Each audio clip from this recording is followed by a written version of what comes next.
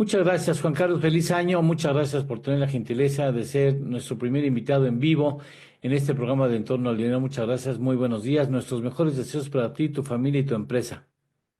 Gracias, Eduardo. Gracias por invitarme a ser tu primer invitado en torno al dinero y tener la oportunidad de empezar el año con noticias del sector agropecuario del país.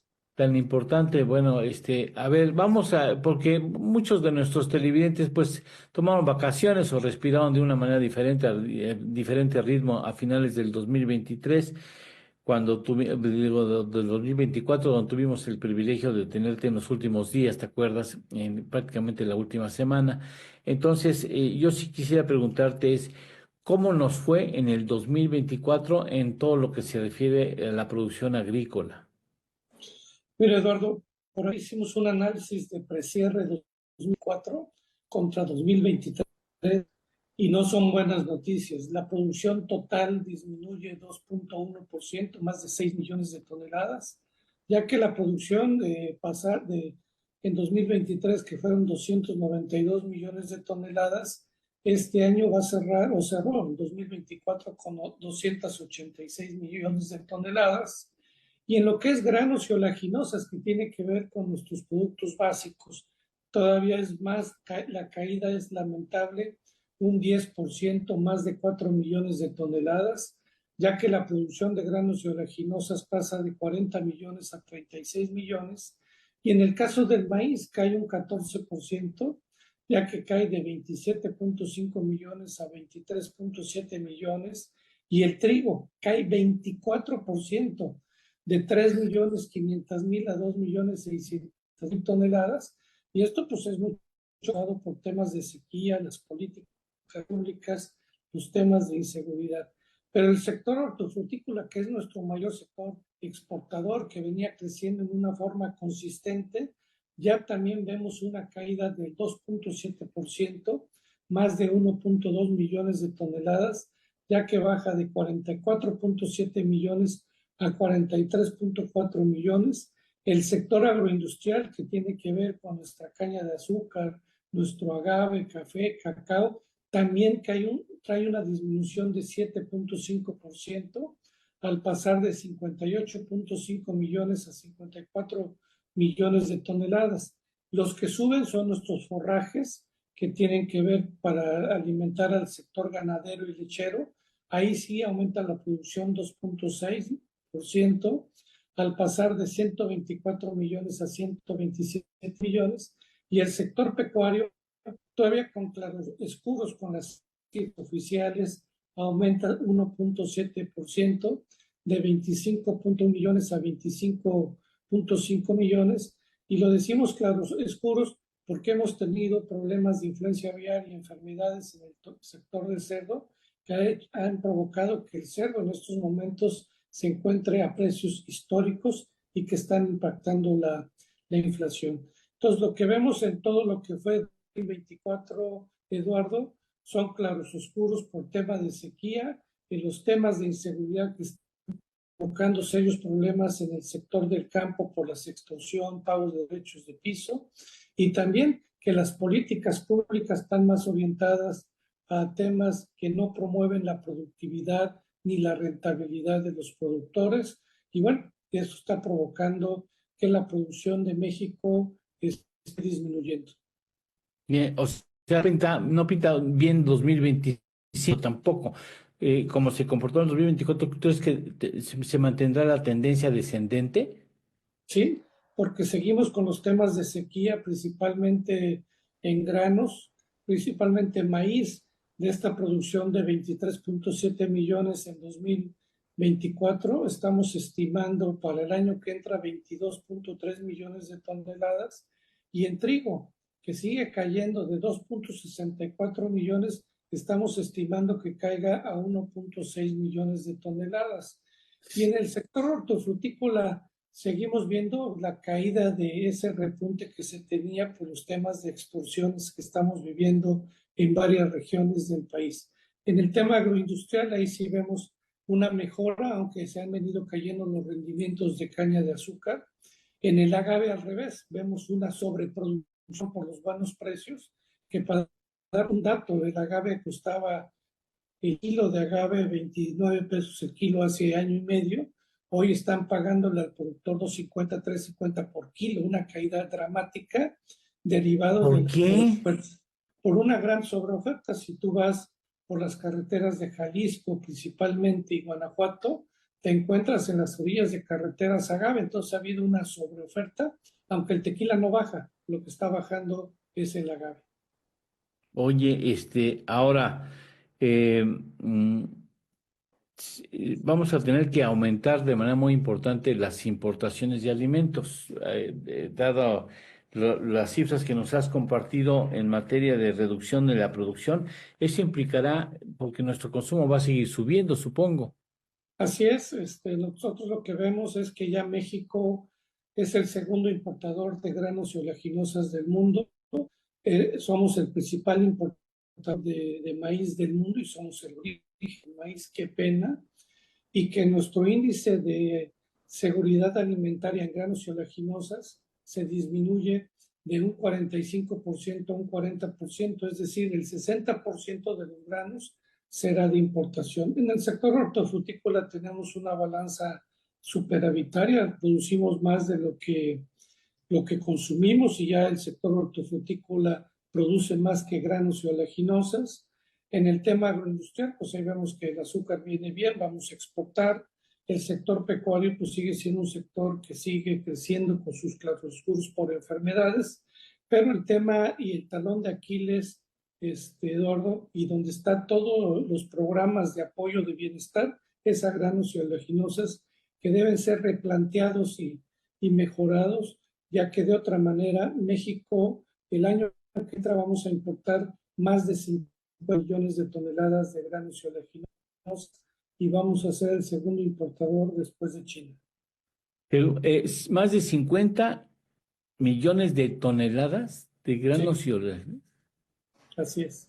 De maíz estamos estimando 25 millones de toneladas, de trigo alrededor de 6 millones de toneladas, soya que usamos para aceite más de 6 7 millones de toneladas, arroz importamos el 80%, casi 1 millón de toneladas, solamente producimos el 20%, y en frijol este año, el año 2024, rompimos récord derivado a la sequía donde importamos más de 400,000 toneladas, que es una cifra récord, y habrá que ver en 2025, dependiendo del temporal, si se mantiene el tema de sequía y baja producción de frijol.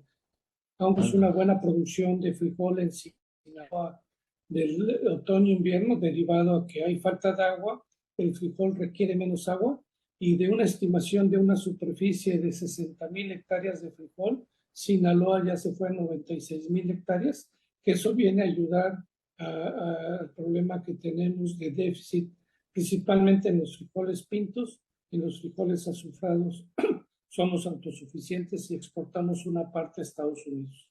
Ahora, en el 2024 estuvimos comprando esos granos, pues a dólar de 17, 18, en el mejor de los casos en abril estábamos en los 16 altos, pero bueno, siempre estuvimos abajo de los 19. Ahora, pues estamos hablando de que ya está el peso mexicano en 20.72, el dólar estadounidense, perdón, 20.72 pesos mexicanos por dólar estadounidense. Eso implica que esas importaciones que tenemos que hacer en este año van a salir más caros y es una presión inflacionaria. Va a Así es. llegar más caro a la mesa de los mexicanos. Sí, y ese es un factor que tocas muy interesante, de que va a impactar y entonces va a meter en aprietos a Banco de México y al gobierno actual. Y en el caso del maíz blanco, que se hablaba de reducir el precio, lo que va ese 0,10%, se ve difícil, porque el maíz blanco, con la caída de la producción de Sinaloa de 6.4 millones, luego a 3.2 y ahora a 1.900.000 toneladas, pone en riesgo la autosuficiencia alimentaria de maíz blanco, y lo que puede provocar es que el sector harinero, que no puede importar maíz genéticamente modificado blanco, y también los comercializadores van a tener que pagar un sobreprecio por el maíz blanco de Sinaloa y lo que está actualmente del PB, que ya está subiendo el precio. Eso está provocando que ya en algunas regiones en el norte del país, la tortilla se fue de 29 a 31 pesos el kilo. Entonces, nosotros vemos para el segundo trimestre y mediados del año posibles incrementos al precio de la tortilla, derivado al aumento que se va a tener que pagar por el precio del maíz blanco, donde vamos a tener una oferta limitada. O sea, ¿cuánto vamos a producir, estiman ustedes, en este 2025? En este 22.6 millones de toneladas, de las cuales como 3 millones son de maíz amarillo, o sea que vamos a andar sobre los 19 millones de maíz blanco, que es apenas lo que necesitamos, pero al haber menor oferta, tú conoces el tema de la oferta y la demanda, Sí. va a provocar que la industria le quiera quitar el maíz al sector pecuario blanco, que también compran en la zona de construcción, porque de otra manera nos quedamos sin maíz blanco para atender a la industria harinera de Nixta y a la industria de Nixtamal. Bueno, entonces ya tenemos el panorama, cómo viene: más importaciones, más caras, producción limitada, menor reducción en la capacidad productiva de la tierra mexicana. Bueno, ahora, en el caso específico del maíz amarillo, perdimos, ahora sí vamos a entrar en la realidad. Ya perdimos, ahora ¿qué es lo que sigue? ¿Qué crees que va a seguir en ese asunto del maíz amarillo, Juan Carlos? Bueno, yo lo que creo es que, bueno, va a tener que en 45 días, que es el 6 de febrero, el gobierno tiene que dar respuesta al fallo, que ya dijo el gobierno que va a acatar, no está de acuerdo, pero lo va a acatar. Y yo creo que la respuesta del gobierno mexicano es eliminar los decretos del 31 de diciembre de 2020 y del 13 de febrero de 2023 que señalaban que los maíces genéticamente modificados hacen daños a la salud humana animal. Y es un tema de principios de ética, donde Estados Unidos no puede permitir que México siga diciendo que el maíz genéticamente hace daño a la salud, porque es como si estén alimentando a los estadounidenses y canadienses con maíces que hacen daño, y también a muchos connacionales. Segundo, el gobierno estableció que va a sacar un decreto presidencial, constitucional, donde se prohíbe la siembra de maíz genéticamente modificado. Ahí no hay un problema con el Tratado de Libre Comercio, porque es una facultad de no sembrar maíz genética y que no lo hemos hecho. Lo quieren poner en la Constitución, está bien, pero no se ha permitido nunca. Pero lo que sigue, el tema es si México no va a permitir la importación de maíz genéticamente modificado. Todo lo que veo yo es que el gobierno tiene que negociar con sus pares comerciales de Canadá, hablando, mira, voy a permitir voy a quitar que hace daño a la salud, voy a dejar importar todo el maíz amarillo para el consumo pecuario e industrial, pero yo me reservo que México no se puede utilizar maíz genéticamente modificado para siembra ni para consumo de harina y masa para tortilla. Tú asumes que sí es el asunto, pero es esa impresión, no tengo ningún elemento para hacer, y menos contra una persona que es experta en el tema como tú, pero por la respuesta que dio la presidenta de México al asunto que habíamos perdido en el panel de controversias, yo digo, me dio la impresión de que va a querer darle la vuelta. No es el asunto de reconocer, bueno, está bien, ok, ya no, está bien, no vamos a seguir permitiendo la importación, pero tengo la impresión de que por ahí hay una bola rara, una bola rápida que quiere meter. Es una impresión, simplemente es una impresión de que no se le va a tratar al estilo de López Obrador, ¿no? Sí, digo, el tema es que si México sigue insistiendo que hace daños a la salud, pues van a venir seguramente algunas cuestiones de poner aranceles y todo, que por cierto ya Trump se amenazó con el 25% de aranceles. Sí, sí. Entonces habría que ver, la realidad tiene que ser, por eso mi tercera alternativa es que tienen que platicar con sus pares comerciales y señalar cuál es la posición de México y eliminar lo que hace daño a la salud, para ya no hablar de esos temas científicos. Y el otro es que México va a permitir la entrada del maíz amarillo para consumo pecuario industrial sin ninguna restricción. Además, maíz amarilla. Entonces, tenemos 60 días para contestar, ¿no? 45 días. ¿45 días? Parece que es el 6 de febrero. 6 de febrero. O sea, para el 6 de febrero tendríamos que reconocer nuestra derrota en ese conflicto, ¿no? En ese diferendo. Ujú. Y la lógica señalaría que decía, está bien, ok, vamos a permitir la importación. Esa es la lógica, pero bueno, a veces las personas en este gobierno no se Es que la otra, inducen el lo tema mismo. del maíz amarillo para el consumo pecuario, damos un balazo al pie porque no hay en el mundo volúmenes que no sean más que transgénicos, principalmente Brasil, Argentina. Donde no hay transgénicos es en Rusia, pero están muy lejos y Mm, no podrían abastecer al mercado mexicano de las necesidades que tenemos, derivado a que Ucrania abastece mucho a Europa, a los países de norte de África y Rusia también, y también a China, ¿no? China no está comprando maíz a Estados Unidos, sino a Brasil, a Ucrania y Rusia, porque pues traen su conflicto con Estados Unidos. Entonces, la claro. realidad, el mayor mercado de Estados Unidos es México. Para los productores de Estados Unidos y legisladores, México es prioritario para el tema de sus exportaciones de maíz, que es un tema para ellos de primer orden. Bien, oye, te voy a hacer una pregunta media rara. Tú como experto, si yo te dijera, ¿cómo viene el 2025 del 1 al 10 siendo uno muy malo, muy mal el año para el tema que tú dominas, o 10 el año ideal que nos va a ir a todo dar? ¿Tú qué calificación pondrías tentativamente al 2020 como perspectiva? Sí, país, podemos estar reprobados o pasar de panzazo, y todo depende de los temas climáticos y que realmente el gobierno se ponga las pilas de reflexionar y cambiar sus políticas públicas hacia los programas que actualmente de bienestar no han dado resultados. A ver, ahora, a ver, con todo respeto dicho al secretario correspondiente, ¿de qué nos sirve tener un secretario que sabe si no hay políticas acordes con lo que necesitamos hacer para salir de este problema? O sea, Aparte de que no hay, lo que pasa, Eduardo, es que ellos se han quedado con los programas de producción al bienestar del presidente López Obrador, y como que es una ley, es su ideología de ellos.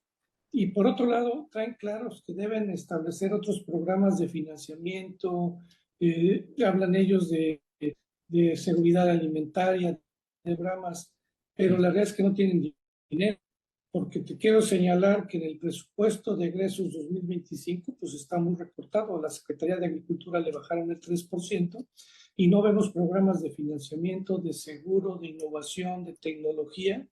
Y el otro tema, el agua, que el agua es un serio problema. Ellos hablan de tecnificar 200,000 hectáreas, que no representa más que el 2% de la superficie que ya tenemos tecnificada para modernizar. Para dar una idea, se acaba de anunciar en Sinaloa un programa de modernización, de tecnificación de 55,000 hectáreas, mientras Sinaloa produce 600,000 hectáreas. Ese uf, es el mínimo. Y no se ve de dónde van a sacar los recursos, porque en Conagua también les redujeron su presupuesto. Entonces, la realidad, una cosa es la narrativa que ellos señalan y otra es la realidad que vamos a vivir en 2025. bueno. Mira, la ventaja que tenemos nosotros es que ha sido siempre muy generoso con este proyecto a nombre de este equipo de trabajo y también, por supuesto, de los televidentes frecuentes que aquí tenemos la ventaja, el enorme privilegio de contar.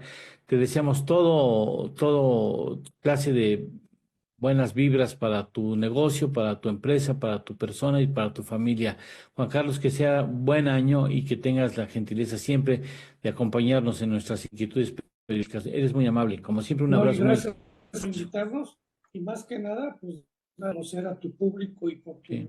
tu reconocimiento, dar un tema muy importante que es el sector que nos da de comer todos los días.